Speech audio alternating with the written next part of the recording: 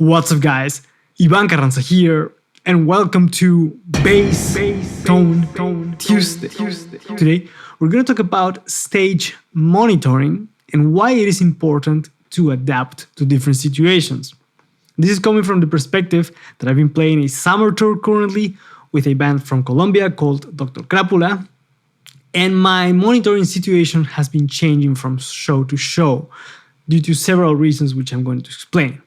Now, first, let me show you a couple of clips of the live performances so you get an idea of what we're playing, and then I'm going to talk to you about why you have to be able to adapt to different situations. So let's check out the clips first.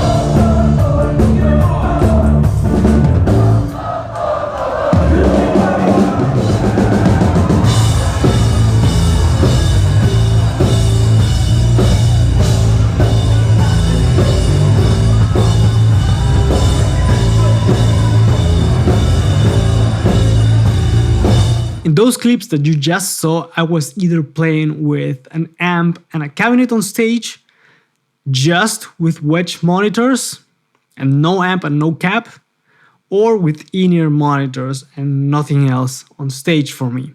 And why it changed was because mainly due to logistics, because it was not possible for that particular show or that row of shows to take a bass amp with me.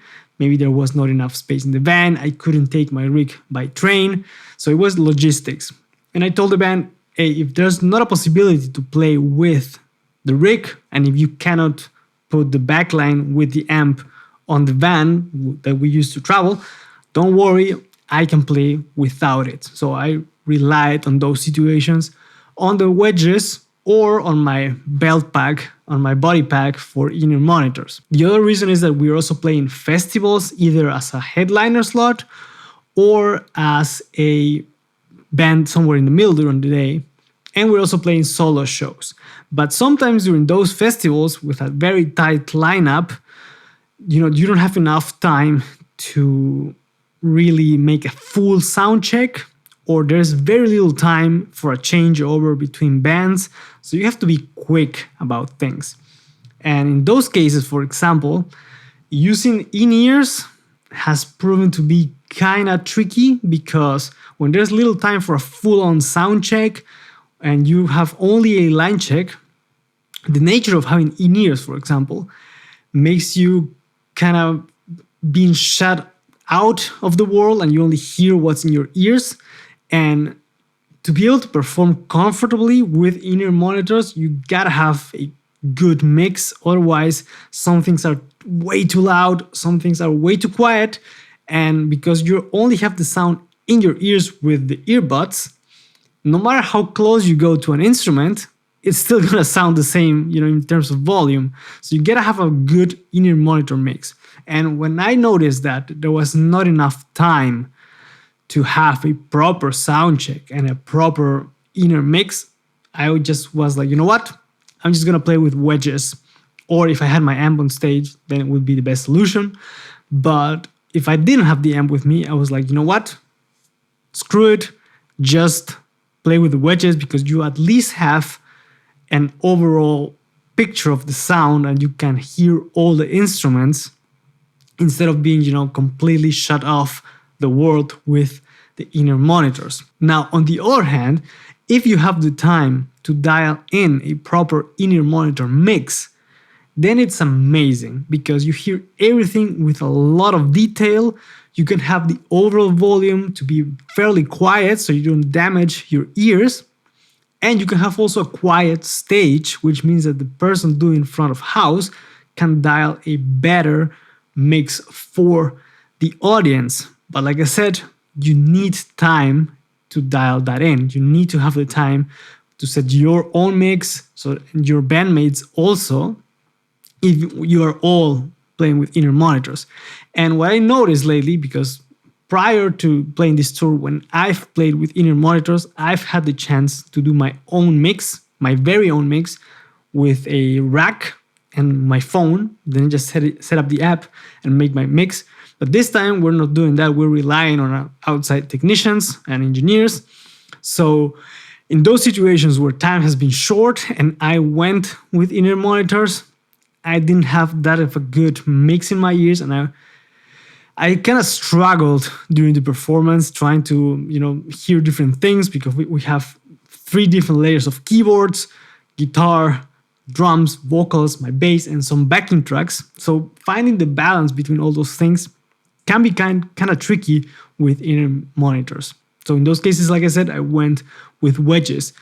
And of course, the disadvantage of wedges is that sometimes, depending on the quality, they sound too harsh in the top end, or they sound too papery, like kind of nasal and thin. They don't have enough weight to all the notes. If you're lucky, the subs are beneath the stage and you feel the stage vibrating when you play. If they are in front of the stage, sometimes playing bass doesn't feel as fun or as powerful, because you don't feel, whenever you're playing the notes, you don't get that kick in the chest, that vibrating feel as if you were standing next to the amp. So sometimes playing with wedges also takes away from the performance.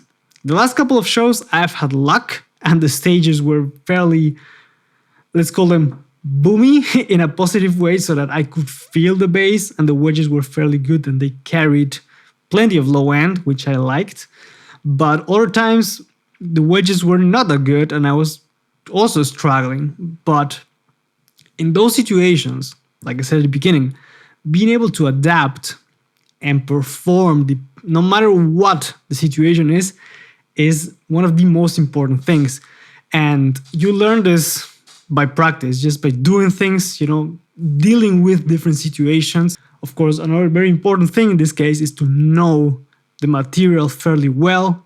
In this tour, it has happened, I think, twice, that due to a very tight festival slot, my sound on stage was not ideal, to put it this way, and I've had to count bars in my head. I've had to really just go, 8 bars verse, 4 bars pre-chorus, 8 bars chorus, then the interlude, and really count bars and focus on my bass playing, and then look at the drummer to make sure that, okay, we're going to the next section of the song. So that is also very, very important. And this is something that you just kind of have to learn to do, but you can also prepare for it by learning the material as best as you can. Like I said, sometimes the festival slots are fairly packed. There's very little change over time. There is not enough time for sound check. You only have a line check. There is, logistical problems. There is, maybe gear failure, you name it. In one show, one of our backing track machines died during the sound check. So you gotta have to, be able to come up with solutions somehow. And if you can, simplify your setup as much as you can. You don't really want to risk things going wrong. You don't want to risk pedals dying mid-show. You don't want to risk cables failing. There's a bunch of things that can go wrong, especially if you're taking things in and out of the car, throwing cases. The gear gets bumped, the gear gets used, hit. It gets roughed up during a tour. So I would recommend, if you're playing much or if you're going to play, try to minimize your setup to what is essential and not carry a spaceship pedal board, because chances are something might go wrong. And like I said, during very short festival slots, that can be a problem if you're the guy that needs to have his or her sound, guy or girl, of course, to have his or her sound to be perfect all the time in order to perform, because that is not really realistic. You gotta be able to adapt, you gotta roll with the punches and still perform. In the ideal world, when you have plenty of time to set everything up, go for it. But that is not usually always the case. So I hope this message helps you be adaptable, be able to find solutions. Don't be too stubborn on having the perfect sound all the time, because even if you dial in the perfect sound during sound check, things might change when you start performing and there are people in the room. So be able to adapt, be flexible, and look for solutions, and don't complain about the problems. I hope you guys liked this video. Let me know what you think in the comments. And also, don't forget to subscribe and hit the notification bell to stay up to date with the content that's coming to the channel. As always, thank you guys for watching. Let me know what you think in the comments, and catch you guys on the next one. Take care.